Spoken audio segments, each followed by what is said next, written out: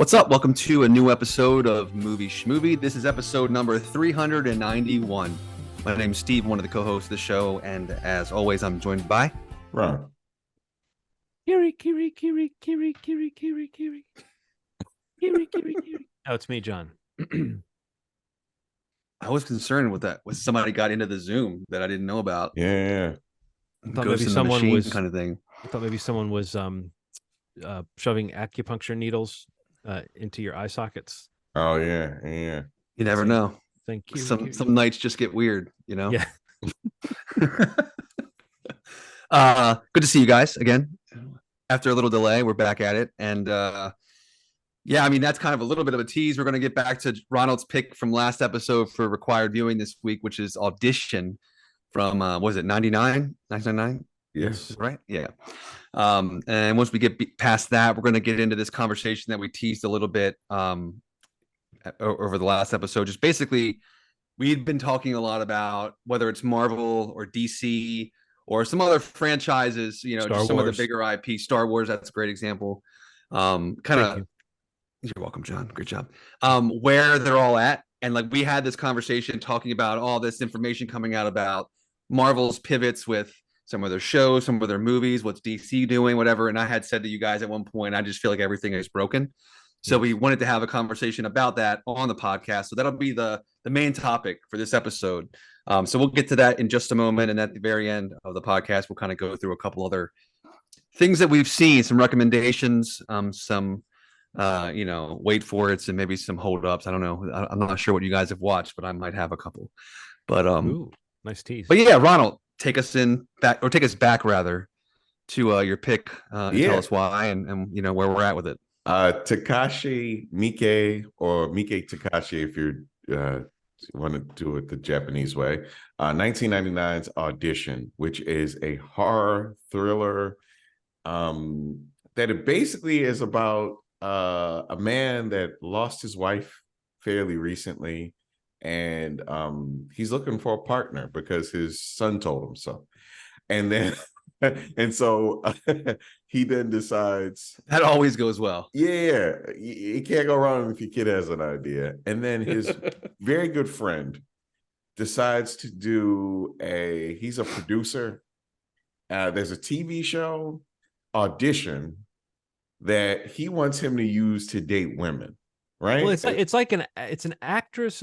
They're pretending to audition actresses, sort of, but it's sort of like be tomorrow's next star is sort of, or whatever. So it's very vague, but it's almost like they're recommending. It's almost like they're applying for some kind of studio contract where they'll just be used in projects, and it's like it's semi-legitimate, and that maybe they will hire someone for projects based on this. But you called him a very good friend. I would say he's also a very creepy friend. The friend who suggests that the best way for you to find a date is to like bring women in under false pretenses and find out all this personal information from them.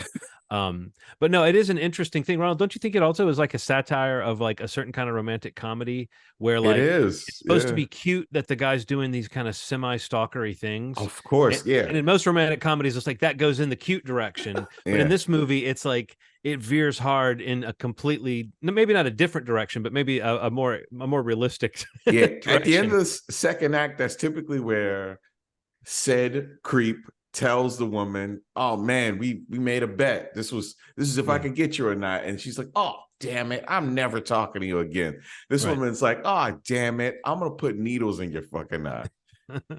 So this is a very graphic vengeance sort of film that also has like it's weird because it does a really good job of giving you some really good backstory on who this woman is and the abuse that she's endured. And but I feel like it's not apples to apples when it comes to like abuse to the doling out what she did. I mean, the bag scene. I've seen debate, Ronald, about whether this movie is a feminist movie or not. You know, like whether it's like about, because it does totally skewer that sort of male gaze, that kind of whatever you want to call that kind of proprietary feeling, like don't objectify women, is like a possible lesson you could take from this movie. For sure. But there's also that other side lesson of like, oh, don't fall in love with a serial killer. You know what I mean? It's like 100%. It's like, so it's like that one of those is a lesson you can learn. The other is not really a lesson you can learn. And I think that's the interesting thing, I guess, that makes it a thriller more so than like a message movie. Yeah, is for that sure. It's not just about, oh, this woman who's being exploited realizes what's happening and kind of turns the tables. It's like, it's a sort of you fucked with the wrong person kind of thing. Yeah. You're in the wrong orbit. Like it's you're right. It's not just like that. It's like you're in the wrong orbit of this person. You've run into a person who will ruin you and several people around you if if you've wronged her. So it is a lesson. She will poison your little dog or strangle it or something. But what a sad. Yeah. Poor Gang. I had just written down that Gang, the beagle, was like the secret hero of this movie. And then the next time we see him, dang, Gang. Dang, short-lived. Yeah. God dang. But no, a bleak sort of movie in a lot of ways, but also a movie that kind of goes for a certain kind of thrill ride aesthetic of like, it's going to sort of, it's got extremes that it goes to that are pretty wild. But I think people might have this reputation of this as like torture porn. And I actually wrote it down, like when he actually passes out, the kind of final time that he kind of passes out and before things, let's say, don't go his way. It's like that's an hour and a half into the movie. I think it's 1 hour 33 minutes into the movie before it gets to that part, and then there's only like maybe 15 minutes left of movie. So 10 minutes of this movie are really focused on that awful stuff with like the sound effects and like the crazy, the kiri and the all that stuff. All that stuff kind of happens in a 10-minute window in the movie. So it's not like, I think therefore you can't really call it torture porn in that sense.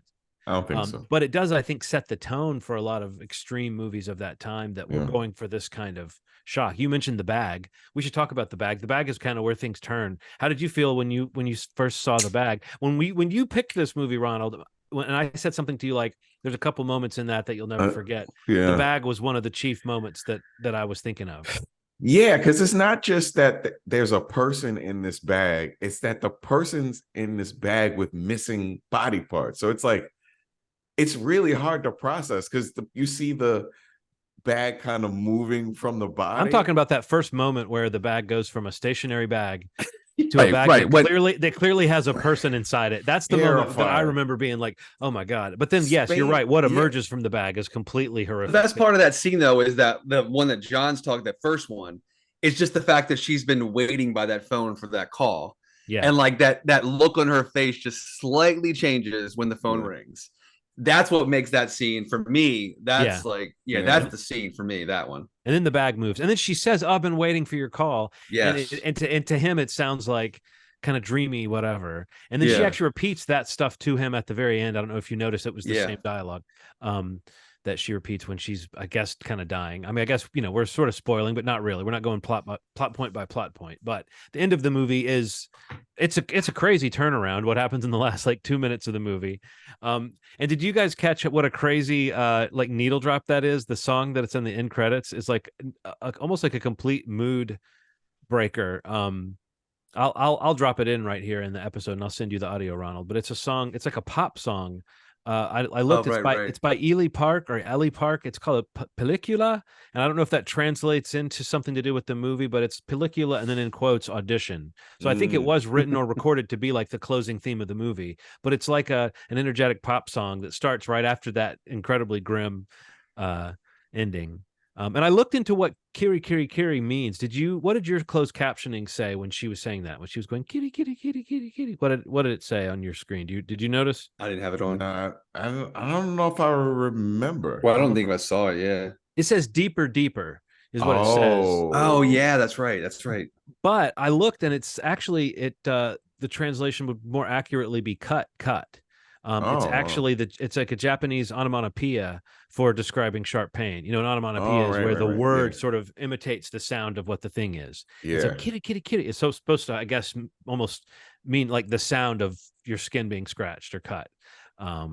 But anyway, I thought that was kind of interesting because I was like, oh, it's interesting that means deeper, deeper, but not really. Like that's almost just like an interpretation that sort of let you know how she was using it, that she was saying something that had a meaning to it. It wasn't just a sound. But no, I find it to be a very unsettling movie. With movies like this, I wonder how much I like them.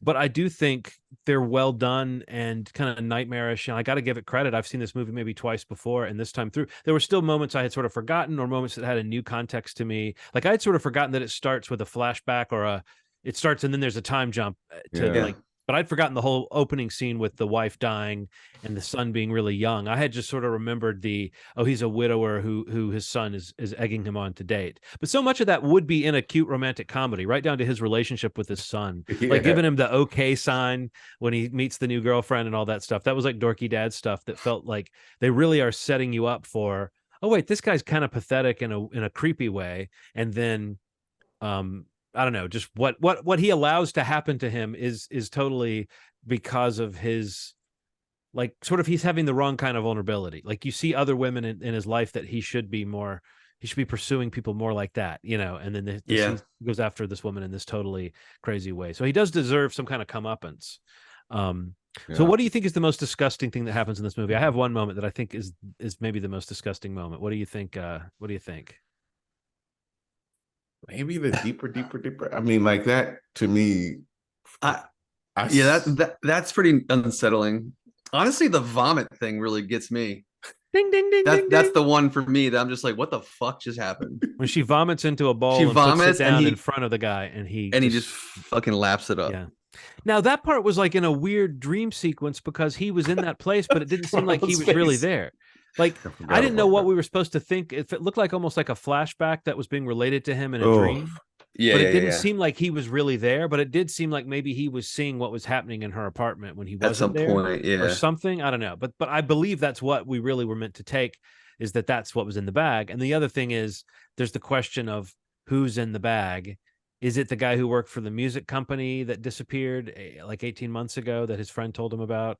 Is it like, was he the boyfriend of the woman who ran the club who disappeared, and they found one too many like fingers and tongue and all the stuff that's missing from the guy in the bag? We know that it was left at the bar. There was all these little clues, but I don't know that we know for sure like what the story was there. Was she having an affair with the woman or the man? It's not really clear. And then the guy at the dance studio, that clearly is a guy who at least physically abused her, if not something worse. Oh my God, man.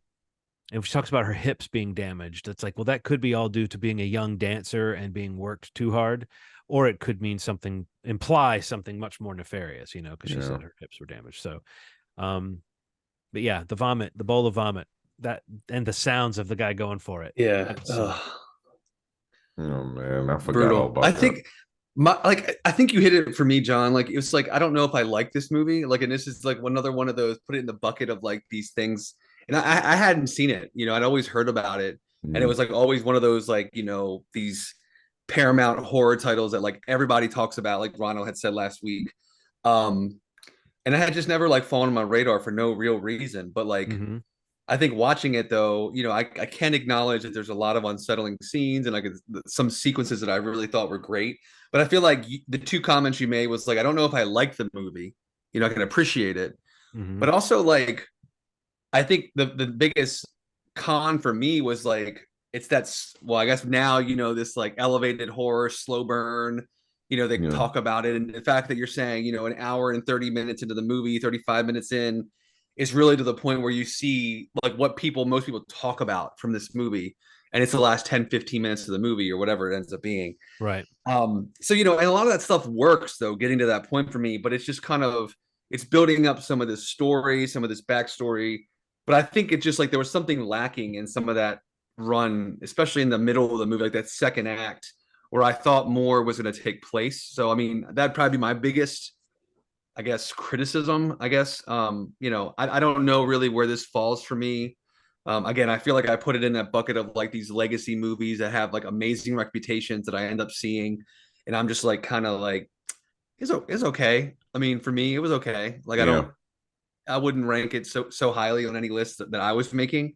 I don't know that I'd ever watch it again, but definitely can appreciate like, for again, perspective of the time when it came out. It was a pretty impactful film, and that's why people that experienced it then or in the wake of that era, like really probably talk about it so highly. But for me, here 20 4 years later, getting to this movie. Just like I kind of came to some of the, you know, beloved 70s horror, when I was in high school or college.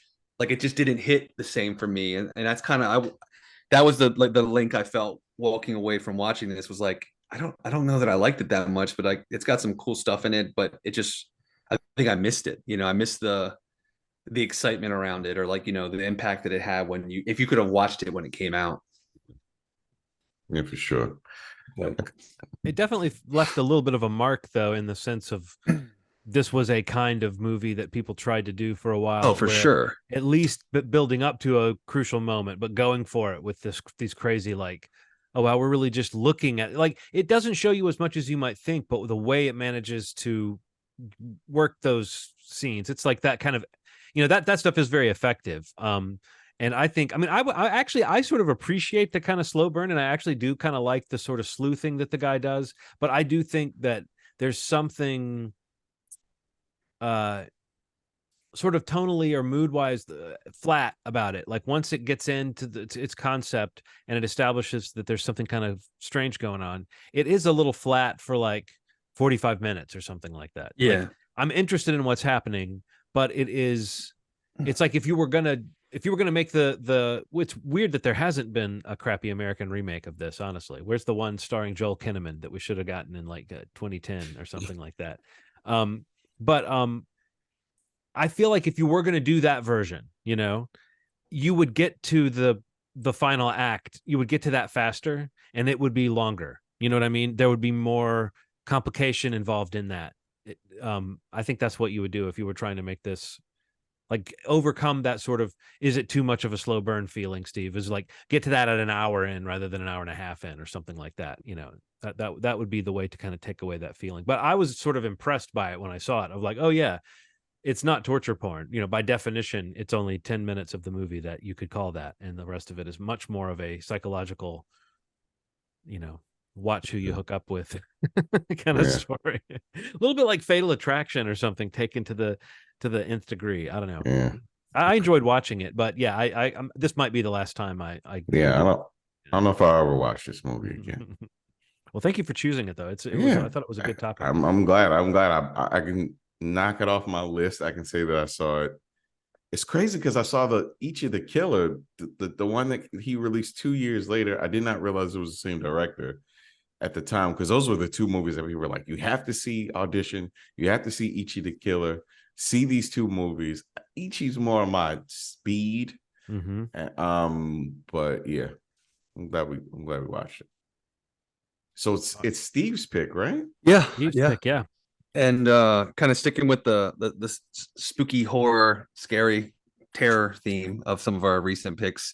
I don't know if you may have seen this recently, John. I can't remember if you said you saw this, because this is a movie that had a theatrical run recently, but it's coming to video on demand digitally the day this episode comes out, the 27th. So I didn't get to see it in theaters, but I plan to watch it this weekend so we can talk about it next week as my required viewing pick. And it's an Argentinian film called When Evil Lurks. So I can tell that you haven't seen it. No, I have not seen it. I have not seen it, but I do know. I haven't seen it either. Yeah. So I've seen a lot of people talking about it recently. Just, again, staying in this lane, like pretty bleak, pretty brutal, pretty dark. Basically this story about these guys who find this, what does it say? A demon infected man about to give birth to evil. They decide to get rid of the man, but merely succeed in spreading the chaos. So you got to be careful about that one. You got to be careful. Anytime, guys, Ronald, I want you to listen up. Anytime you're going to get rid of a man, you got to be worried about that chaos. You got to do it. There could be you might be like, okay, there's less man around here, but is there more chaos? You got to think that through. Because once you do it, one left the other. Once you do it, it's chaos, right? I mean, when you're in the middle of chaos, it's really hard to form a new plan, and you can't bring back a man that you've gotten rid of. I'm sure we'll see that. Yeah, I'm sure that's probably the whole point of this film. Poster looks nuts. It looks like I can relate already. Yeah, the trailer is really great, and I've heard nothing but great things about it, and it's kind of been like it's a critical darling. Like people love this, the critics love this film. It's got a great score on Rotten Tomatoes, IMDb. Like for an audience that's seeking out a movie like this, that if you like the trailer, I mean, apparently it's got the goods.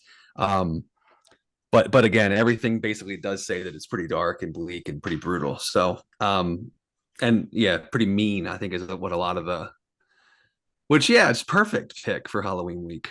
Right. Come out just after Halloween. So yeah, so it's When Evil Lurks is my pick. Just came out basically, I think it came out theatrically maybe the beginning of September, first week of September. And yeah, people should look. It's been getting great reviews. I mean, like, it's one of those that's it's top of the list for like horror of this year. I think one of the highest rated horror movies this year. So yeah, it'll be digitally available this weekend. Your standard spots: Vudu, Apple, Amazon. You can check it out, rent it, and we'll talk about it next week. Cool. Thank you. You're welcome, Ronald, very much. So yeah, let's go to the larger conversation. Again, guys, everything is broken. Everything is broken. Nobody knows what they're doing anymore. Like nobody knows how to capitalize on like the properties that they were before, or at least what we're seeing as like evergreen properties and IP. They're fumbling, like, between Marvel and Star Wars, as we mentioned, all the DC stuff that we've witnessed. There are other franchises as well, other studios, even not just franchises, that have had a hard time figuring out like what people want. And I think that we focused the conversation, as we often have, on some of these bigger franchises, because those are the ones that, when we like something and it doesn't connect and doesn't make the money, we always kind of comment on how, like, what caused this to miss. And then when we don't like the stuff, I think we're especially keyed into that idea. We've been using the words quality control issue to describe some form of our debate about Marvel stuff for a year or more at this point.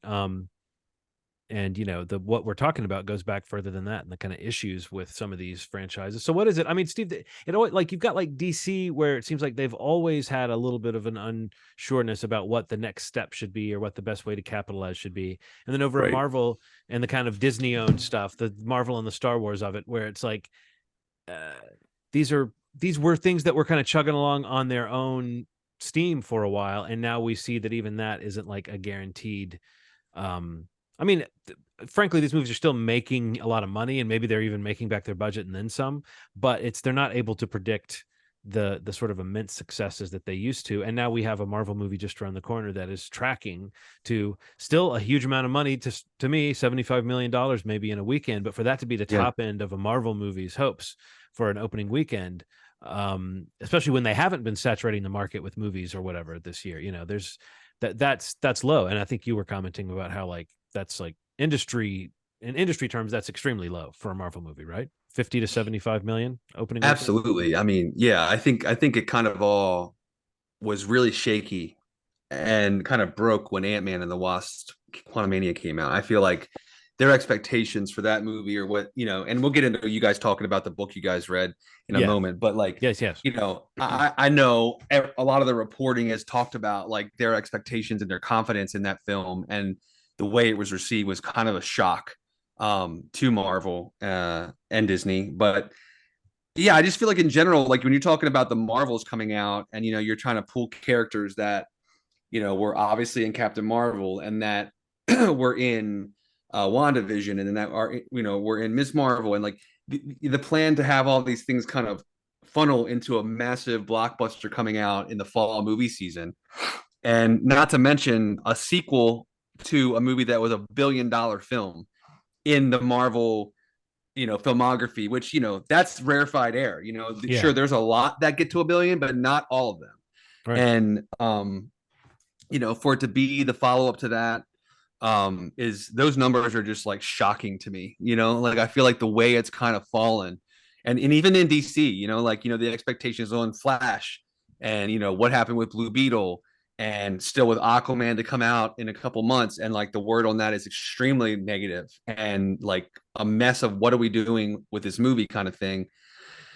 Yeah, it just seems like post peak 2019, it feels like, for Marvel, coming out of that, and because of the pandemic and the mandates, for Disney in terms of like what they wanted Disney Plus to be, and what they wanted the Marvel's, impact to be there, and even Star Wars. I mean, it feels like everything has been spread way too thin, hasn't been able to scale the way they expected it to.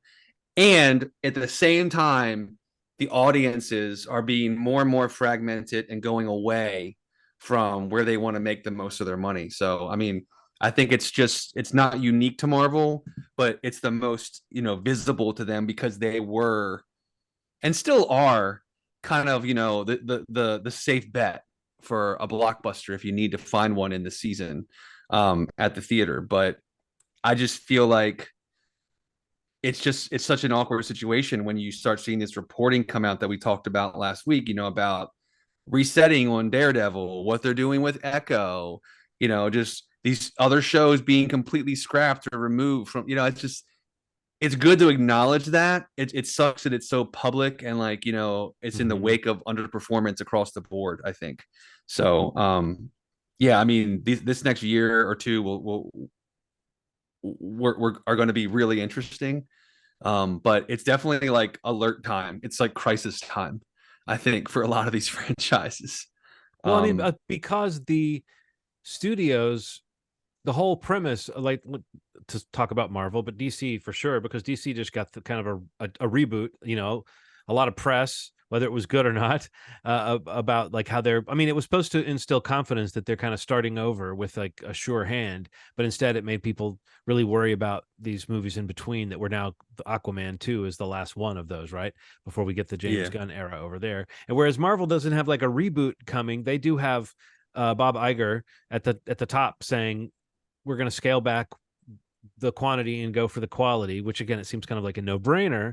And I guess this segues into the conversation about the book that we read, Ronald and I read, which is like because it's like when you want to talk about what's broken, it's interesting to know what Marvel did right and why it worked and maybe how it worked and how it's not working right now. You kind of pinpointed it, Steve. In my little outline, maybe you got this far in the book, Ronald. In my little outline, I finished the book and made a lot of, I'll just show you guys the side of my book. I put a little post-it note in every time. Holy I was like, moly. that's kind of an interesting factoid. And then I tried to remember what those were and I collated them down. But like I was trying to think of what were the pivotal moments and what were the things I learned about the MCU. By the way, the book. But by the way, The Steve, Reign of Marvel Studios, it's just called MCU. It's by Joanna Robinson, Dave Gonzalez, and Gavin Edwards, and it basically goes through the story of from the beginning to roughly now, earlier this year, kind of is where it drops off. Just talking about not every movie, but talking about the pivotal moments and the kind of behind the scenes shenanigans that have produced everything that's gone right and everything that's gone wrong about these movies. What were you about to say, Ronald? I was going to say, Steve, you see how many marks he had in that book? That still doesn't compare to how many things you will learn from this book. So many miscellaneous things. Like, I guess the biggest thing that won't give anything away is that typically, I mean, I guess this makes sense. People were typically trying to get into another film. They liked them and kept them for other films. That is what the thing seems to be. Casting. There's a narrative that seems to go, that seems to have developed where they say like the character is all that matters and the actor doesn't matter. I think MCU and in its infancy really embraced the idea that it was the opposite. The actor really did matter. Their presence mattered. Their character mattered. Right. What they bring to the table mattered. When the book goes into that, Ronald, the ones that stand out to me. Sure. Supposedly Chris Pratt was one of the ones where Chris they said when they saw him read for that part, James Gunn didn't even really want to see him for the part. He knew him from Parks and Rec and just didn't think he was right. And then saw him and was like, that's the guy. They said for Iron Man, Terrence Howard was the big get, at the time because his career was on fire. Robert Downey Jr. was the risky proposition. And what is it that they said? I have this quote. I just like this quote. He says, "We had a lot of conversations with great actors for the role, and then Iron Man walked in," referring to Robert Downey Jr.'s first meeting for the role. But what you're saying is right, Ronald. It's like people talk about this as sort of a producer-driven franchise, and it is. And we've talked about this. It's also really fueled by the charm of the right actor in the right part. And that's why even something like Quantumania, which is not one of the critical successes, that one of the reasons why they even would bank on a movie like that in the first place is because they're banking on, like, how far can we bank on the likability of stars like Paul Rudd, who are insanely likable to people. You know, maybe they didn't quite nail that one, but that's still the premise behind these movies, is to like lead with a likable lead. It sounds like it's intuitive, but a lot of people don't do it. I called this quite a while ago, that I felt like something was happening. And it's not that it matters. It matters that these things have the weight that they have, but something was shifting quite a while ago, before it even got like bad, that I could feel that I felt like I was maybe putting a little too much stank on it when I was feeling it. You know, I was going on these like rants. I was like, something isn't right. This is failing. This can't last. Something's weird. You know, like, you know, they're all popping champagne, and I get it, because these films are great. That's not the issue. But something started to shift in terms of the quality, that I couldn't, the nuanced things that were happening that we could all feel. That was kind of, you know, the beginnings of it, but that we couldn't put our fingers on at first. And maybe, I guess, what do you guys think led to this happening? I think that's what you said, that you had an idea, maybe, John. Maybe you could. Oh no, Steve kind of nailed it. It's like I mean, let's look at the secret ingredient all along has been Kevin Feige. Yeah, you read this book and you see how much he was the guy who everywhere, Steve. He's the guy who kind of got the idea. Like, you know, just to go back to like back when the early plan in the mid 90s was to package these characters from the comics. Like Marvel was beginning to say, let's pitch to the studios projects with actors and with directors attached, because the studios are never going to see the potential in some of these characters, but they will see the potential in having like a name director or a name actor attached. You know, so the premise became, let's market. It was always about, did you notice how much in the early part it's about like selling toys, Ronald? Not even selling comics, so much selling toys. So many toys, And so it was like, how toyetic, that word, you know, how much can these characters be made into toys? Then somewhere in there, Feige was working at Donner Schuler Donner, which is an interesting place because he really loved the Superman movie.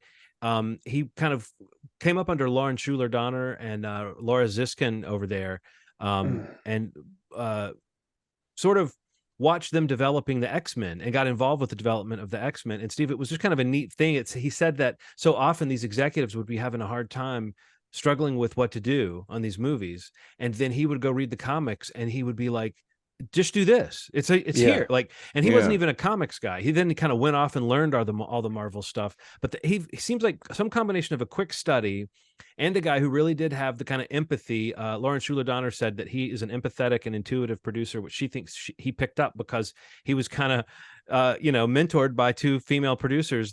That's a more of a female producer trait, to be like nurturing and empathetic or whatever. I just think that's an interesting notion, that he went with this idea of putting together these projects, but with this sincere belief that like, oh, the characters, kind of what we're saying, it's in the characters, it's in the comics, like the answers to these questions that people struggle with and come up with these crazy ideas and make these adaptations that people didn't think worked.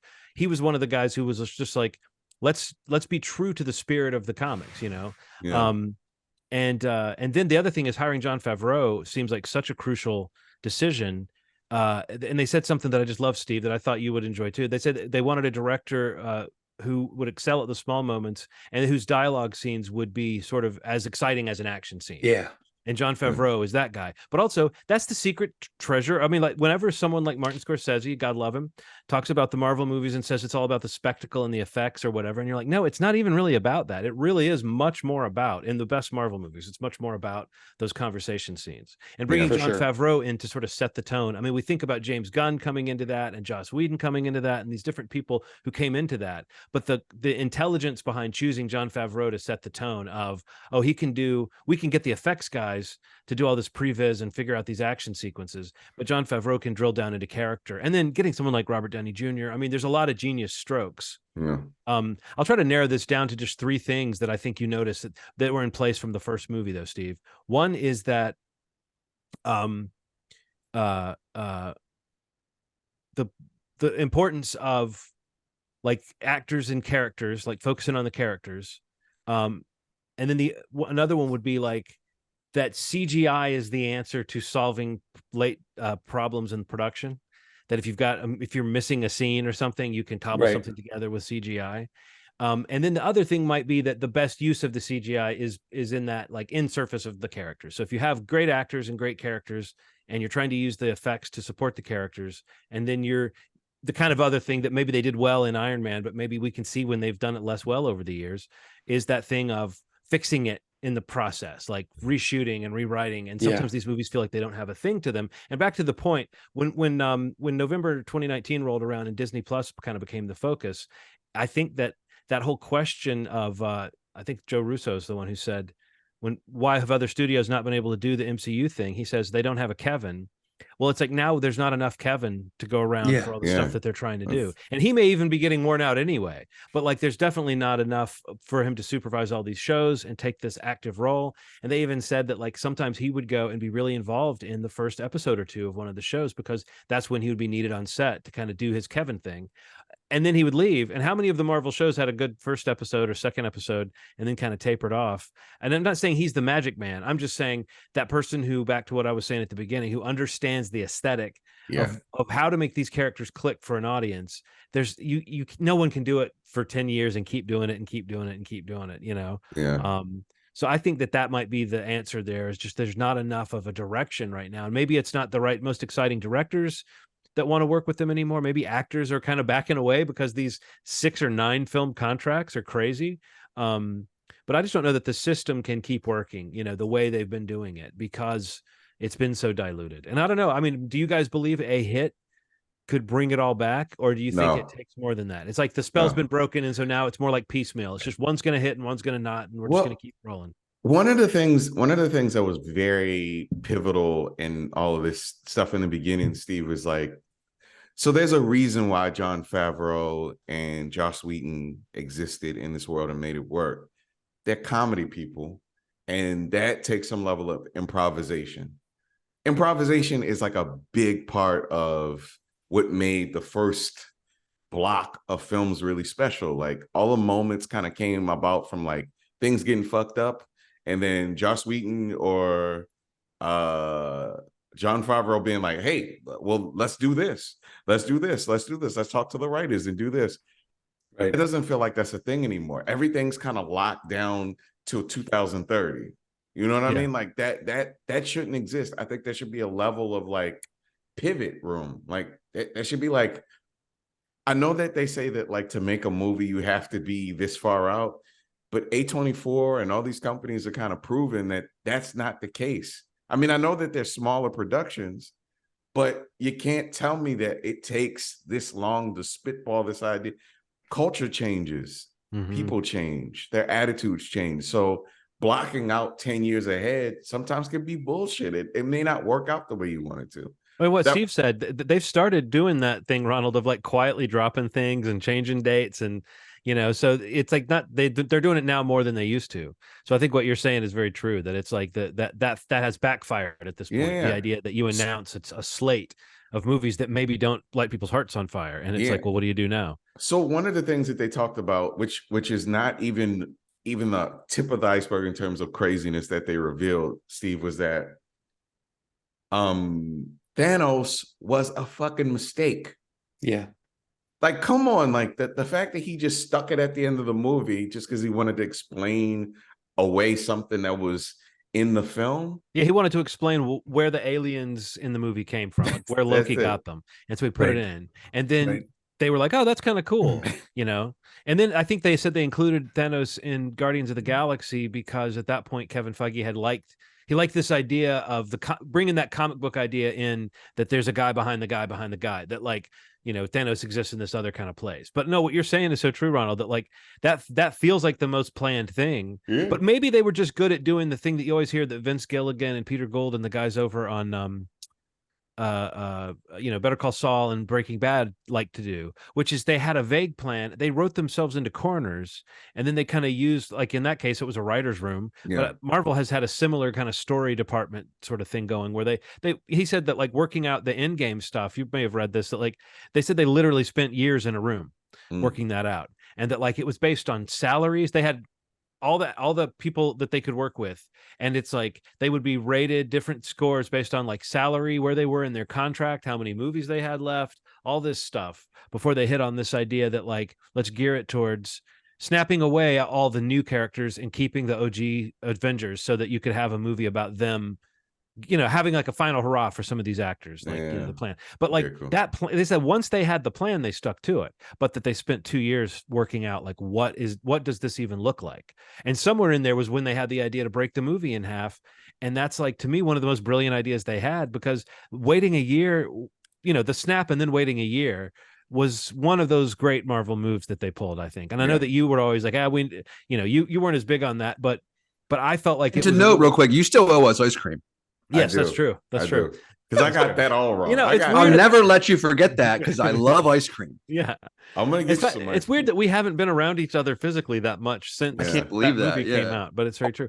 But anyway, no, just to say that to me, that's one of those types of moves, Ronald. Splitting the movie in half was another thing that's like, it feels like a small decision maybe at the time, but that now has become part of the lore. Even the last line, the "I am Iron Man" line, that was something that the editor suggested, and they had to like twist Robert Downey Jr.'s arm to come back and do that line. Like Joel Silver over dinner told him, that's a great line, you got to come back and do it. But that now feels like if you didn't have that line, you'd be really missing something. But they didn't have anything there. They didn't have a beat. Iron Man just died. I don't know. I think moves are interesting. I think the solution lies in something so simple, besides just making them good movies. Because I think the strategy before was taking unknown people and making them special. This is the time to bring out the big guns. We need the people that nobody's seen in 10 years or right. You know what I mean? You need the Fantastic Four now. You need the X-Men now. You need more Spider-Man. You need those characters. You need to see some of those well-known characters together in combinations that you've never seen before. So what makes that so great is we have this big place where you can play around with all these characters, this big sandbox, right? Wolverine has never been beside Spider-Man in a actual movie. Right. We need to start doing that. Like once you of Wolverine's first appearances, I think his first one was fighting the Hulk. So we still haven't seen that. So something like that. Yeah.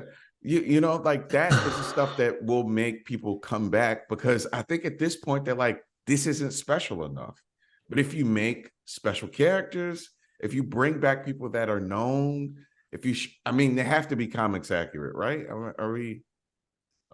I don't need it. We don't need. I personally don't care about that. Yeah, you don't. I think continue with the idea of spirit accurate to the spirit.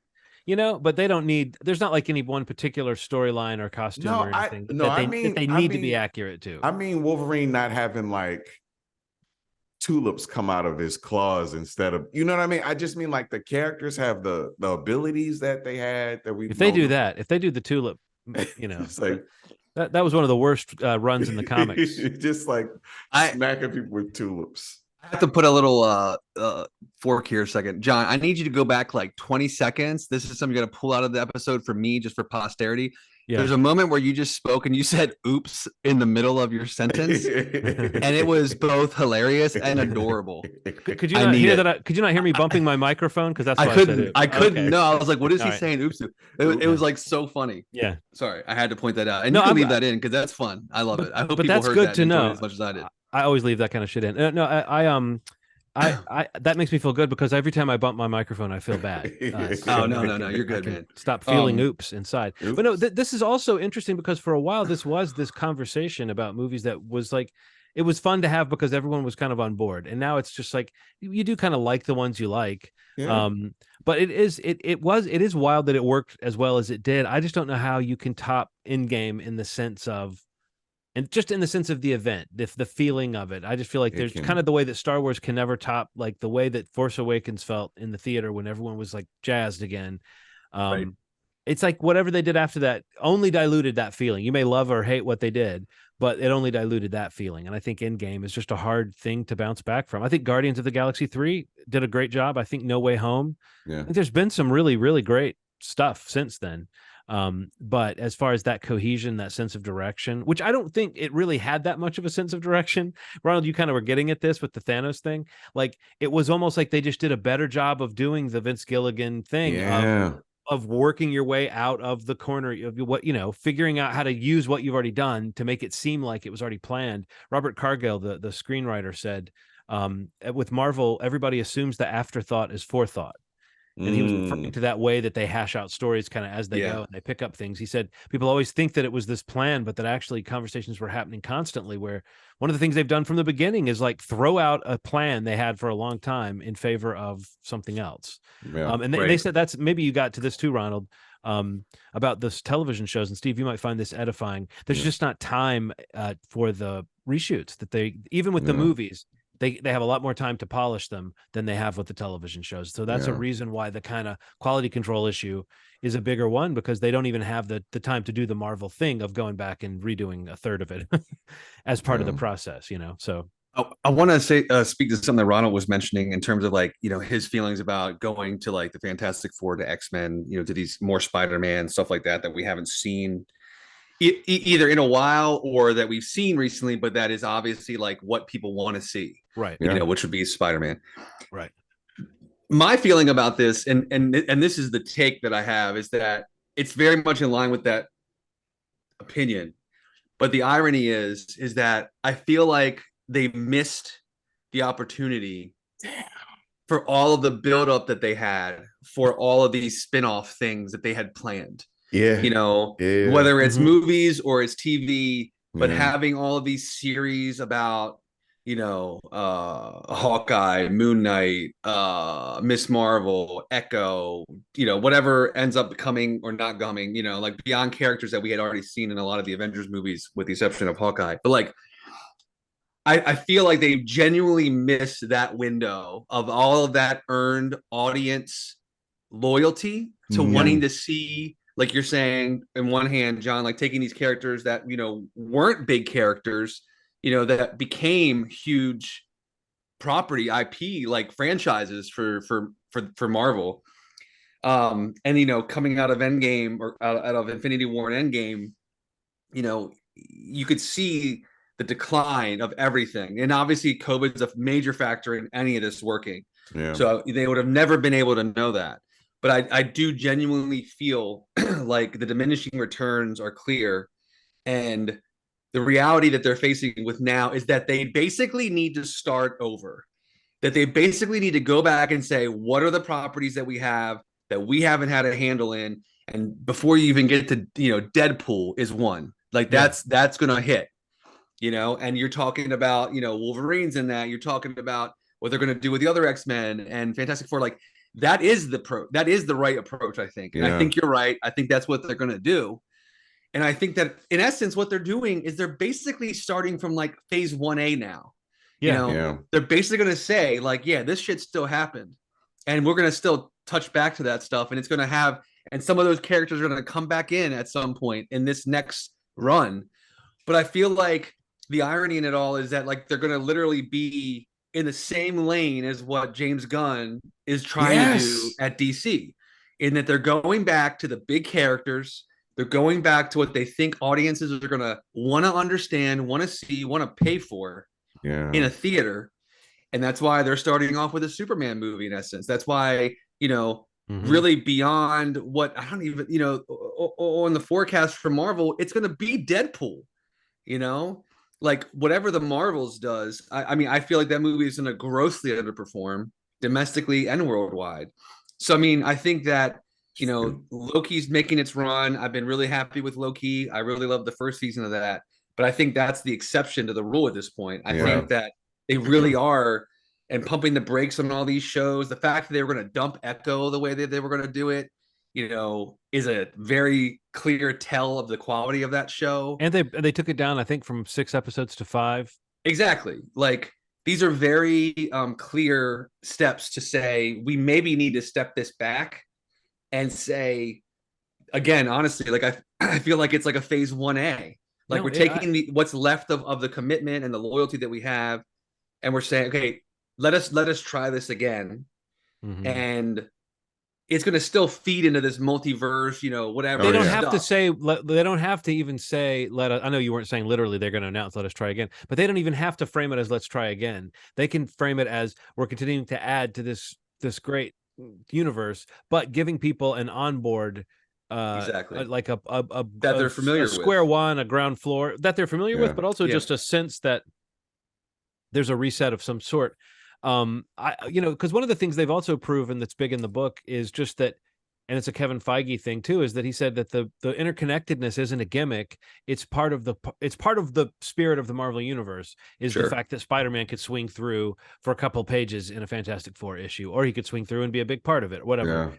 And like, I remember Deadpool was one of the first movies I saw that captured that, where he goes across town to the X Mansion and just kind of knocks on the door. And I was like, that is such a comic booky moment that could happen all the time in the comics, where it's just like people were crossing over. And I think that is something they can maintain without feeling like they're trying to service like 6 or 7 franchises at one time, and doing what they can to keep people like Chris Hemsworth around, or whatever they're trying to do, that I'm sure is a factor. But like that idea of phasing people out and phasing people in, I think that there's a lot about that situation that's primed to break. And one of them is that actors are not going to want to sign on in this climate with movies performing like this. Actors are not going to want to sign on for the 9-film contract because it's like, well, before you signed on because, I can trust these Marvel people. And that's why you were getting all these huge names. Oh, it looks like they know what they're doing over there. And now it's like, they might not know what they're doing. I might not be serviced well by doing this. So I do think that like they have to do something to make it feel fresh or something, whatever we want to call that. And even though the third take at a Fantastic Four film doesn't seem like the most fresh thing in the world, I think that name still has some juice. And I think that what they could do with that, there's a simplicity to the concept. They could bring something to it. I think X-Men is oddly one of the biggest brand names they have in that sense. And Spider-Man is the other one. And I do think some of these other names, Captain America, whatever, it's going to be different with Anthony Mackie, but who knows what'll happen with like the 4th Captain America movie that's coming out next year. And then Thunderbolts, those movies have a chance of doing something really cool. We just don't know yet, like, what's going to get people excited about them or not. And I think that's the piece that is hard to pinpoint. Whatever our personal interest level might be about some of these characters or actors, it's like that zeitgeist is sort of the thing that is like, you can't manufacture it. I retracted I'm going to retract something I said before. I was like, man, if they do a new X-Men, they're going to need a new Wolverine. No, I think to get this thing going, I never thought I'd ever say this. Hugh, you got to be here.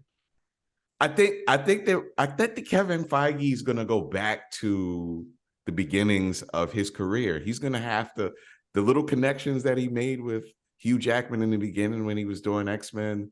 I think he's going to have to leverage some old school shit for some new school shit. I think he's going to have to. I don't think that we trust him enough at this point. The whole brand, not just him. Yeah. To just manufacture a new world yet. Not again. I think he's going to have to leverage some old stuff like the Deadpool stuff you were talking about. I mean, they do need that. They need a little bit Robert Downey Jr. or Chris Evans without having those actors. Or I do agree. I do think Hugh Jackman is one of the, but I think they can totally see what happens with Deadpool 3 too, and see how make now we know how people they can make a judgment about what they're going to do. Yeah, because I think the bigger question is, does he want to do it? Does he want to come back for 5 movies or something? I mean, if they pay him enough. I don't think so. I don't think he does. You think he's done? I think no. I don't know if he's done. I think there's maybe some runway for him to be involved in these movies in some, over the next 5-6 years or so. Yeah. But I mean, I feel like Deadpool, in terms of these moments that we're talking about in the MCU, I really do feel like Deadpool 3 is one of those special ones. A moment. Yeah, I really do. Like, because I mean, they've really kind of pumped the brakes on that stuff. And like just last week or this week, I can't remember when the date, like they actually did acknowledge that it is moving its date. Yeah. Like it was holding its date for so long during these strikes, like, because they need that movie. Yeah. They do. But they did push it back like 3 or 4 months. Because I do, it's like the reality is this movie's not going to be what it needs to be if we rush this and try to hit this date rather than hit the quality that it needs to be. I do think Ryan Reynolds could be one of those stars in this universe now. Like he already is that star worldwide. Like that's who Ryan Reynolds is. He's Deadpool. Yeah. I think he could have a title. Like he could be one of those foundation pieces in like a the next MCU. wave major and part. And he should, and I think he should be. I think he's a star.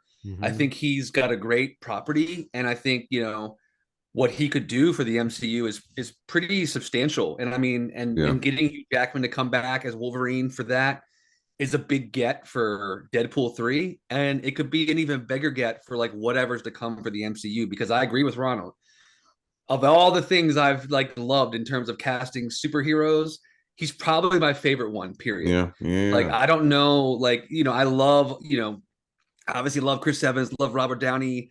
There's tons of casting that I just absolutely in love with, but his run as Wolverine and that performance in Logan, like we talked about it on this podcast when that movie came out. I just feel like write it down. Hugh Jackman is Wolverine. Like that's it for me, at least. Like that is a all timer, like casting wise. But again, some people feel that way about Ryan Reynolds as Deadpool. Like that's great casting too. Yeah, so this movie really is a pretty. It could be special for audience members from what the word is on the movie and what they're trying to do with the movie. Which some of those rumors make me question how long Hugh Jackman may be in the MCU. But who knows what happens between now and when it comes out? Like John said, they this stuff. It's like maybe we need to have him around longer and have a handoff be in a different area of the. And maybe he has so much fun, or he likes the shape of the movie, or they tell him the right person is directing X-Men or whatever, and it's like, and then he's like, because he always said when he left before, or at least said once, and it got quoted a bunch, they said, would you ever come back? And he said, the only thing that would make me come back at this point would be getting to play over there at Disney with all the Marvel guys. He was like, if I got a chance to throw down with them, I would enjoy that. That seems like it would be fun, and Patrick Stewart kind of said the same thing of like, that would certainly be stupid to say no if they asked me to do that, But I also think we'll always have Logan. As much as I don't want them to mess it up, and I might be one of the more vocal people who likes when things end and like loves it when an actor gets to say goodbye to something and cuts away. And I might even be really interested to see what kind of person they would cast if they were starting over with Wolverine.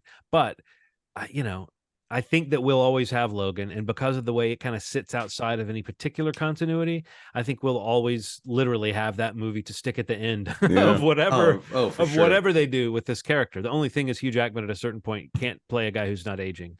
But until that day, I think that I think Deadpool 3. I talked with my son who's going on 16, and he was a Marvel kid forever and was always just kind of super into, kind of like we were, just like super into the next thing, because it was like, this is the show that we're enjoying. Like this is the episode that we are looking forward to of a show that we watch. And it was a saga that we were all kind of, it was fun to talk about and everything. And so he and I used to talk about all that. And now it is a little bit like we talk about how, what are they doing with this or that? And Deadpool 3 was one of the ones that we agreed was like, I'm curious about that. I'm actually very interested to see what they do. I actually am very curious about Thunderbolts too, but I don't know yet I haven't seen anything to understand the tone of that one. I just like the cast, and the premise seems like it could be fun.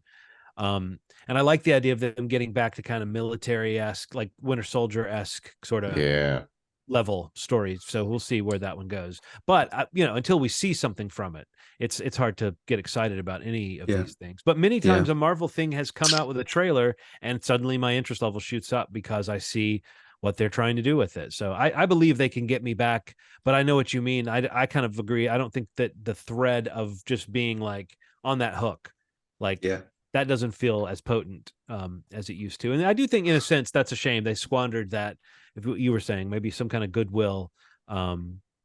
But in the broader sense though, what do you think? Do you think we're just in a weird time where all the ways that the way people watch movies, it's all become so fractalized that it's hard for anybody to really predict, like using what they know about the old way of making things, it's hard to predict what audiences are going to go for. And maybe after 10 years of a certain kind of movie, it's silly to expect them to continue connecting anyway. If superhero movies are going to go into kind of a dip, what's the next thing? Is there no next thing? What do you think the next thing is, Ronald, if it weren't superheroes? I think so. I was listening to what's that podcast, Steve? The Hollywood, The Town. The Town. Such a good podcast. But there was one about live concerts and stuff like that. And I think that there's a big elephant in the room, and some of it is like we're kind of mourning the time we lost during that 3 years, the snap that occurred in our real lives, right? And I think there's still like this like perpetual sort of like my time's important now. And I think the key to that is because I was thinking about how Barbenheimer worked and how I was realizing kind of halfway through that it wasn't just because it was like this like rally online. It was because it had the quality to back it up. Once somebody saw Barbenheimer, somebody was like, holy shit, have you seen Barbie? Have you seen Oppenheimer? These movies are generational sort of special, right? I watched Oppenheimer and I felt like I was watching a movie, like one of the greater movies I've ever seen in my life. I never really talked about this after we saw it, but like I could feel it. I could feel I was watching something special. That's the way I remember Steve fucking basically bursting out of his seat when we watched Avengers in the theater. It was like palpable. Everybody was feeling this special feeling. And that to me was more special than Endgame to me. The way I felt when I first saw that I call it the bad boy shot, that rotating shot of all the Avengers that apparently took forever to make. They talk about that in the book. Well, just that they knew they needed that shot. Like that was one of those. Yeah, they know they needed like this hero shot. They needed one of all of them together in a comic booky kind of pose, you know, to kind of sell that they had done it. Like to kind of prove, see, we did it. It just felt so special. Like I think we forget sometimes what led to these things happen. And like Endgame was special, man. Like those movies were special, but it also was earned through this like decade of damn near flawless movies. Like they were fun. I mean, let's kick Iron Man 3 out of there and a couple others, Thor maybe. But out of all those are two movies. It's a great batting average. Yeah. Hell yeah, man. For me, I think that movie is Guardians of the Galaxy, the first one. That would be the one where I got out of it going just like, holy crap. Like somehow they did it. Like somehow they managed to do something that expanded the possibility of what 100%. If you're going to then like if Avengers is what sells the connected universe idea, Guardians was the thing that sold the limitlessness of it, you know, that like not only can you have a movie that takes place in deep space like this and doesn't even touch on Earth really, you can also have at the end of this a talking raccoon that makes you cry and a tree man that you are impressed with, like you know 100%. what a great guy he is. It's like just characters that most people have never heard of at that point. And that seem unlikely. That was the key, you know. And that was a key thing in the development of that movie. They talk about it in the book that you know every movie doesn't get like a breakdown on its development, but you do get some of them, and that was one of the pivotal ones where they talk about like, you know, how many drafts that Nicole Perelman, the original writer of that script, turned in. She did like 14 drafts of it before James Gunn came in and overhauled it. But like one of the things that had to be like decided early on was like, are we committed to this weird team? And it's one of those kind of Kevin Feige decisions where it's like, oh yeah, the point is to do that. Like they knew somehow that with that movie, for instance, the point was to do something a little weird. So I think, those instincts have been good. And there have been 4 or 5 movies that I will always like truly cherish from that run. And it's just that there have been a lot of other ones that are sort of moving pieces around or they're kind of fun, but you don't really think about them that much afterwards. But it's an impressive run. And I do think that of all the franchises we've just talked about that are kind of, you know, that have had issues, I could see something Marvel-y, like if they do establish, let's say Deadpool or Wolverine or something, and they find a new groove, I could see them kind of getting back that zeitgeisty feeling of like, people are really excited to see what happens next in this saga. But for the time being, there doesn't really seem to be, like when you look at all the projects that have existed too, in that phase 4, it's crazy how many there are in phase 4 and how little of a direction there has been, you know. It's a little dizzying, man. I listened to a couple I haven't not read the book, but I'm very aware of it, and I've heard some, Yeah. Joanna talk on some podcasts about it this past couple of weeks. But she talks about a piece of the book, which obviously you guys know, but and this is really you can't like, I don't know, undersell this. You can't overemphasize this. A moment when Chadwick Boseman, Yeah, Brie Larson, and Tom Holland are talking, and basically Chadwick just saying like it's us, like we're the future of this franchise. Yeah. And now you fast forward, 3 years, 4 years later, Chadwick's gone, which I think that actually may be one of the biggest blows to the MCU. 100%. Oh, totally, totally.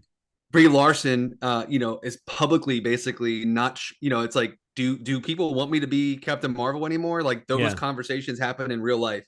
She said, and I can't, I can't blame her. I mean, like it's weird. And then Tom Holland's maybe the exception, and he's maybe the one thread right now that is, like Ronald said, like he's the sure thing, or some version of the character. Yeah, whether it's Peter or Miles, something. Spider-Man is the bank right now, I think. And he would be the example of the Ryan Reynolds or the Hugh Jackman or whatever that we're talking about. But no, the Chadwick Boseman, when I was talking about the few people that they really went into their casting, Chadwick Boseman was the other actor that gets some serious time in the book, just talking about like how critical that casting was. Yeah. And it's hard not to just see it as the ultimate downer that like it was supposed to be this joyous thing, and not only do we lose him as a spirit and as a creative force, but also like the representation of that character has now become this sort of tragic, diverted thing, whereas before it was supposed to be this full-on realization that they were knocking out of the park. Like his appearances, his first few appearances in those movies, they just knocked it out of the park. So I think that it's like and that's definitely something where they saw how well he was clicking in Civil War, and that fed into what they were putting into Black Panther. So that's that pipeline we've been talking about of them realizing what they've got and then augmenting it. And there's just no way to square that. It's just awful. Spike Lee said, and it was quoted in the book as saying that, when he was working with Chadwick, that he knew later that he was sick. And he said he could tell there were days where he didn't look good and he seemed kind of like he wasn't all there, but he'd never said anything about it. And Spike Lee said he was kind of glad that he didn't, because Spike Lee said he knows that he wouldn't have asked him to do certain things if he had known he was sick. And that he knows that that's what Chadwick Boseman was trying to avoid, was being treated differently or not being challenged as an actor. But there sounds a little bit like there's a little bit of denial almost in Chadwick Boseman. Like he really believed, I think, he was going to come out of it until late in the game. I think it's amazing that he kept working like he did, but I think it's almost crazy that he played it so close to the bone. Like Ryan Coogler wasn't finding out until it was, pretty late. I don't know.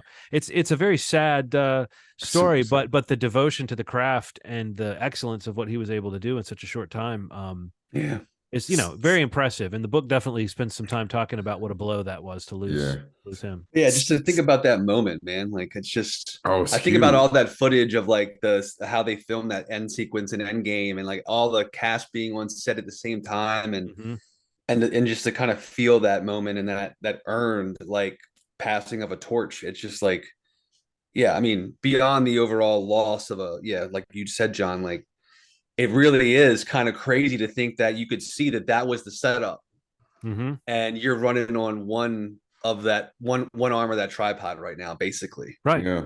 It's crazy. That whole like thing I was telling about the casting, man. Steve, Lupita and Chadwick tried out for Gamora and Drax.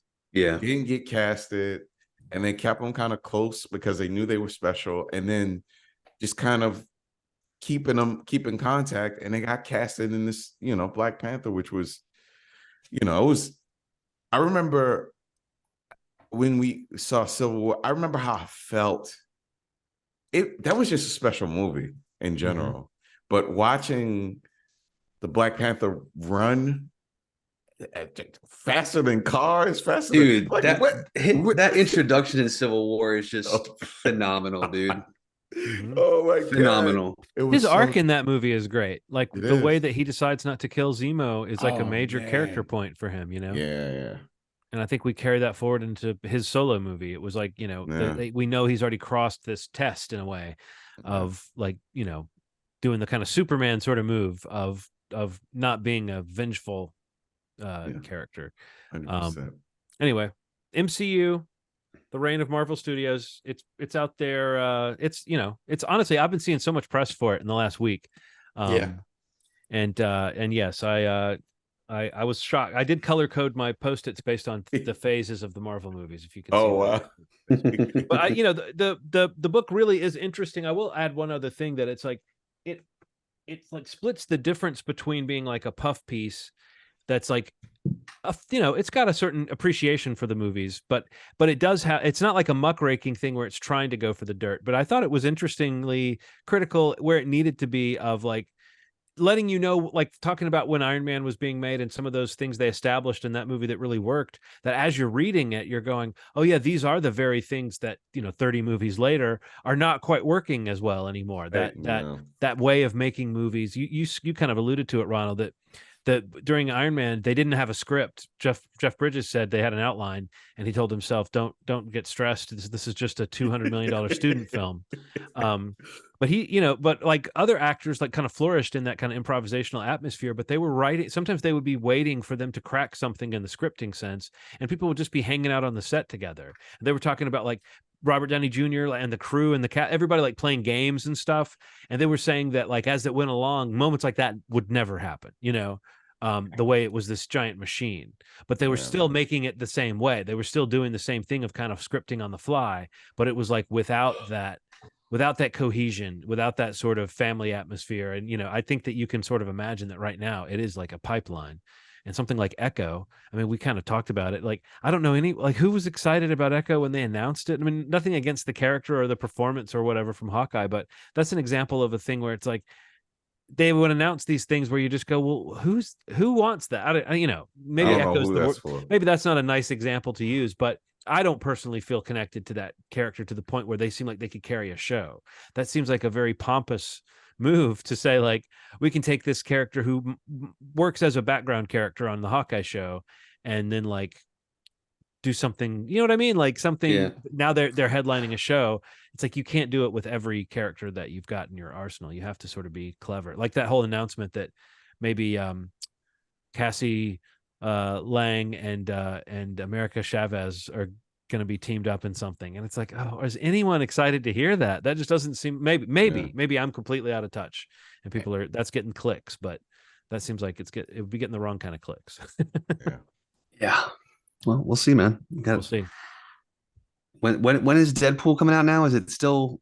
It's off the calendar, is what I heard. Like it's off the calendar. Yeah, off the calendar is the last thing I saw. Like it hasn't. I mean, which might mean it might dive into like a summer slot or a fall slot that year or something, but probably means a year later or something. But they're fine with bumping these things back by a year, just like they did to our Dead Reckoning Part 2. Wow, I didn't realize it was off of the calendar altogether. Right. But the fact, I guess what I'm saying is the fact that they haven't announced a date might mean it's only going to get delayed by 3 months or something, but who knows what they're going to try to do. Wow. Okay. Well, they still have us for now. We're still watching. And yes, Loki season 2, I'm enjoying. The first season, the first episode of this new season is still my favorite, but I do think they've done a good job of like keeping the tone of that one in the zone of what makes it special. So yeah, what else have you guys seen before we wrap up this episode? I've been watching a lot of horror movies. I've been trying to, my month of horror, trying to keep up. I finally got around to watching Saw X, which I thought was actually really good. The Saw movies, like I kind of tapped out after the first 2 or 3. Yeah. But I kind of like where this fits in, and I do feel like seeing Jigsaw and some other characters kind of back on the screen was kind of fun. I've never been like a huge fan of the Saw movies in general.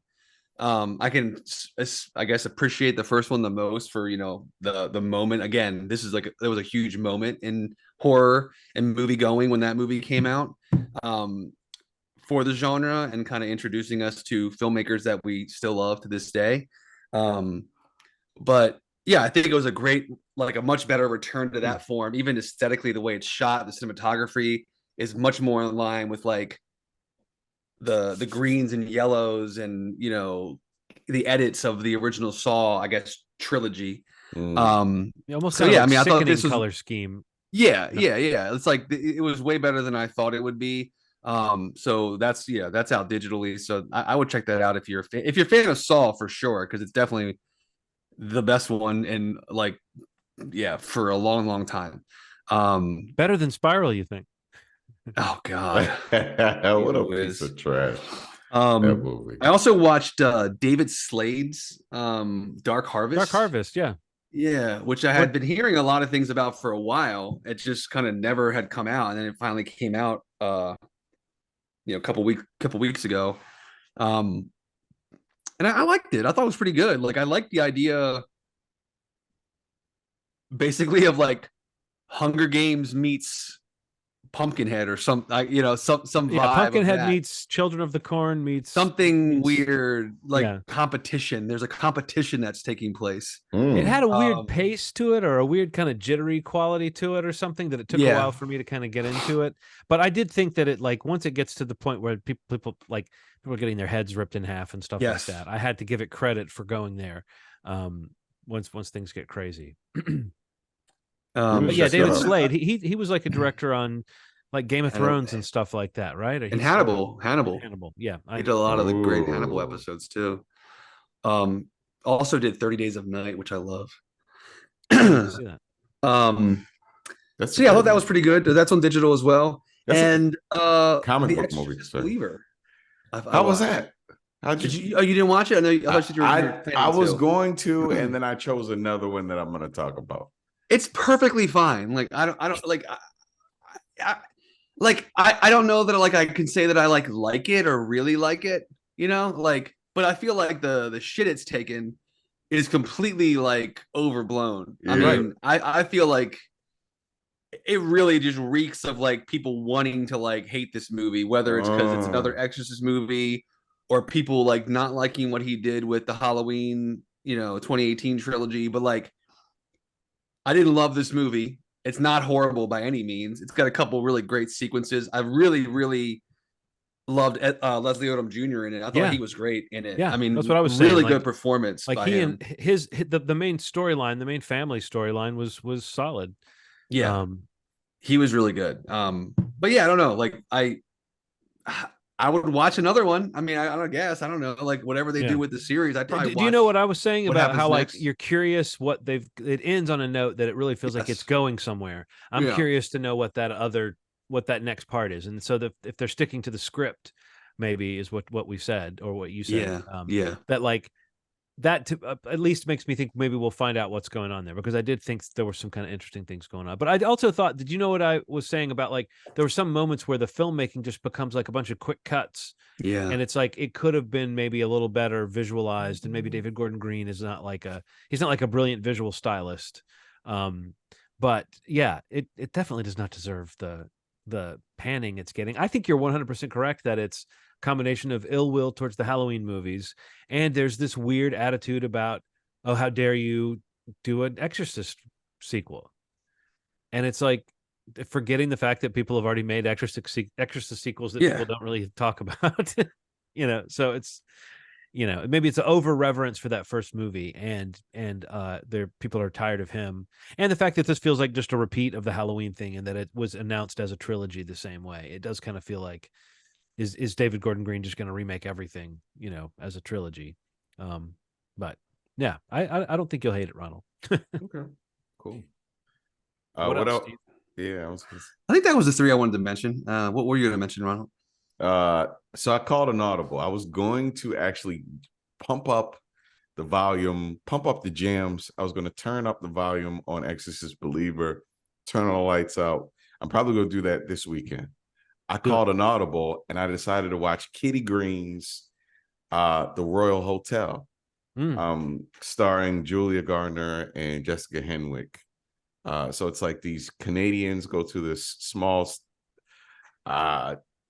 work program in Melbourne. It's a very small remote town, and there are 2 of maybe 8 women in the entire town with all men.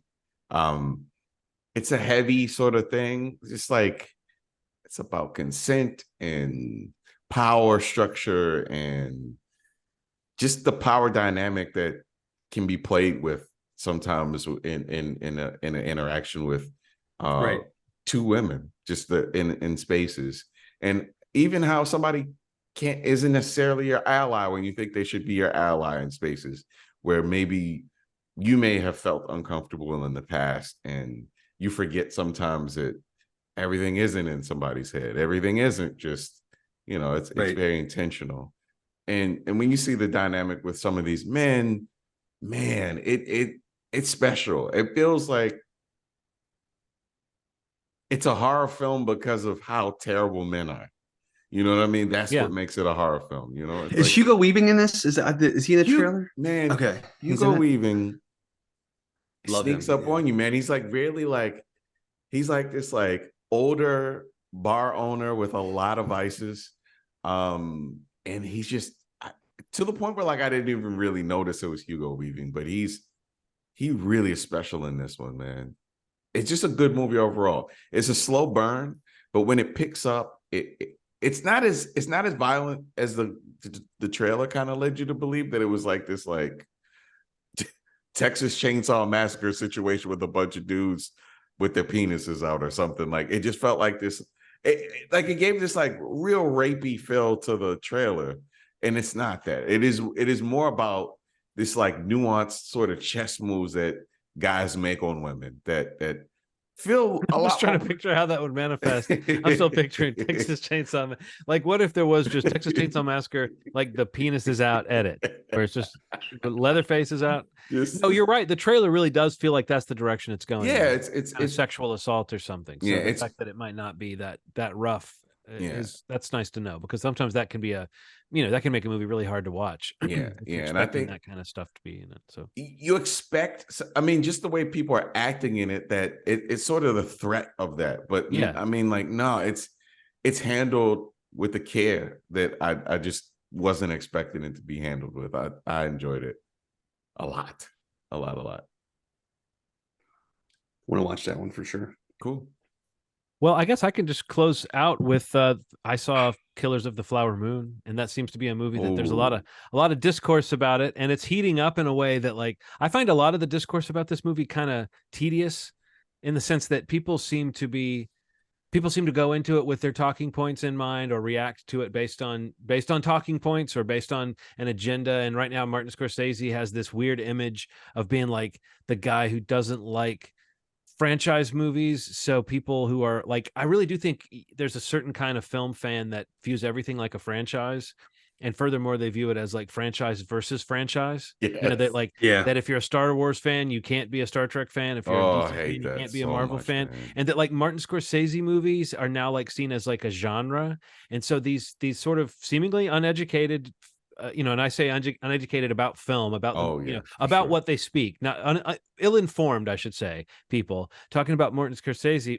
Martin Scorsese, he's this guy who makes art snob films, and that Scorsese fans are these pretentious people who pretend to like these movies. And whether you love or hate him, he's a guy who makes entertaining movies. On the average, that's the thing you remember about him, is that his movies kind of grab you, It's not to say everyone has to love them, but I do think it's weird to sort of paint the picture that he's this guy who makes these unwatchable art films when that's not his thing at all. And that being a Scorsese fan is not being this weird person who goes out and seeks out these weird films. It's it's just received film culture. We grew up with some of these movies being thrown at us. I don't personally love Raging Bull. Taxi Driver I love, but I don't sit down and watch it a lot. I grew up really enjoying Goodfellas. I loved Age of Innocence. I loved things about Casino. There's different ones of his that I've loved, but I'm not a person who has lived by every movie he's made. The Irishman was kind of boring for me, even though I thought it had some great stuff in it. I love this new movie. It is slow. It is long. I like the way it takes its time being kind of an epic. There's a lot of chatter, though, about this movie. The topics that come out of it are who should be telling a story that deals with indigenous people? What is the point of this story? I think Martin Scorsese did a very similar thing to what Nolan did with Oppenheimer. The question of whether they should have shown the Japanese side of that story, was answered by Nolan, as far as Oppenheimer didn't see that stuff firsthand, and I'm in his head in this movie, and so I want to show you what he saw. I think with Killers of the Flower Moon, it's much more that like Scorsese can't really pretend to tell the Osage indigenous people, can't really like tell their perspective, but he can focus on the awful white men that were exploiting and doing these awful things. Right. And I think that the movie, I've seen some criticism that the movie wallows in that violence. I really don't think it does. I think it's got the same kind of sudden violence that marks a Martin Scorsese movie, where it's like terrible things happen to people, but they happen sometimes in a quick, unsentimental way. The movie doesn't linger on it. So I think it's like, it's going to be, it's got tongues wagging. You know, people who see this movie want to have an opinion about it. Some people think it's long. Some people think it's boring. Some people think it's offensive. I find it to be really bold and like lovely to look at, and it's got some great performances in it. Jesse Plemons gets to play like a good old fashioned like lawman. Leo DiCaprio is continuing on that kind of streak of just, you know, playing unlikable characters and doing some really sort of almost humiliating things as a character to get to the heart of somebody. Robert De Niro is great in a way that I can't say that I've said about him in recent years. Like, he's always been decent, but I just thought he locked into something special in this. Pat Healy, who I think love on this show, the character actor, he's great in it. And then Lily Gladstone, she doesn't have as much screen time as you might hope in some ways. And in another movie, I might have liked to spend more time with her character, but staying true to the history of her character, largely, the movie does sort of, I mean, it leans on the immense power of her performance. And I think a lot of people are talking about her, and if you see the movie, you'll get why. But I also think all the conversations, everything that's happening, it's interesting to talk about this movie. I just find the tedious part is people who don't seem to be entering into this movie in good faith, or people who seem to have this really crazy, erroneous impression of Martin Scorsese as this guy who tries not to entertain you with his movies. But yeah, I mean, I think people might see this one eventually, you know, when it hits, it's going to be on Apple TV Plus, right? In a few weeks or so. I also, since it's been like book corner today, I'll just add this. I also read the book, Killers of the Flower Moon, and it's great. It actually is split into 3 parts. One part is about Molly, one part is about the lawman played by Jesse Plemons, and one part is about the author, like, and the people he met in his investigation, and how the murders of these people is still affecting people. It's only, you know, a couple generations back for some of these people that still live there. You know, the movie tries to do this, and I think the movie, God, I wish we could talk about it. At the end, the movie does some of the boldest, craziest stuff to try to, it closes out with a very interesting sort of statement, I think, that I would only dare to talk to you about once you'd seen the movie. But something happens at the very end that was actually kind of startling, almost, when it happened in the theater. And then, since I have read that book, and that book is you know, written by a well-meaning, intelligent white man, but a white man telling this story, I would also like to recommend Never Whistle at Night. This is a collection of short stories by indigenous people. It's all like horror stories and stuff, so it's a great selection for this time of year. Never Whistle at Night. I'm about a quarter of the way into it, and there's been some insane shit in this book. Some really, like, the kind of thing where I want to see an anthology show of these short stories. You know, I just want to see them. You know, I want to see that movie in my mind. Nice. So Never Whistle at Midnight is the recommendation, or Never Whistle at Night is the recommendation. And Killers of the Flower Moon. You know, you guys are going to see it. I don't have to tell you to see it. They're doing a weird thing. Like, they haven't announced like the digital release on Apple yet. I think they're doing a bit of a coy thing, like trying to figure out, you know, we don't want to say it's going to be available on this date on Apple TV Plus so people see it in theaters because it's in theaters, you know, like they're doing this unique thing. Yeah. With Killers and also with Napoleon, where, you know, they're releasing them theatrically through another distributor. Like, this is, I think, Paramount, and Napoleon might also be with Paramount, maybe not, but yeah, like this, like, they haven't said any date yet about when it's going to be on Apple TV Plus. So I don't know, it could be December. You know, they might try to release this now and then get the streaming release more into the gut of, like, you know, award season. You know, so it'd be interesting to see how they play that, but. Yeah, I can't wait to see it. Like, it's definitely at the top of the list. So, all right, cool. Well, that's an episode. Movieschmovie.com is the website. You can go there and jump into any of the podcast platforms to subscribe to the podcast, or you can just listen to all the episodes right on that website if you like. YouTube.com/movie podcasts for the video option. If you prefer to watch your podcast, then listen to them exclusively. We'll be back next week. Again, my required viewing pick is When Evil Lurks, which comes out today on digital platforms. If you want to rent it, buy it, stream it, your choice. We'll talk about it next week. And maybe for some newer listeners, we're going to drop an episode of our Schmovie replay on Halloween. It's going to be a horror Halloween themed episode. It'll be a surprise which it is, but check it out if you haven't gone back in our catalog. We're going to put an episode out on Halloween Day, just kind of trying to get everybody in the spooky mood. So it'll come out. You'll see it pop up in your feed. Otherwise, we'll see you next week. And as always, you made our day. Thanks. Bye.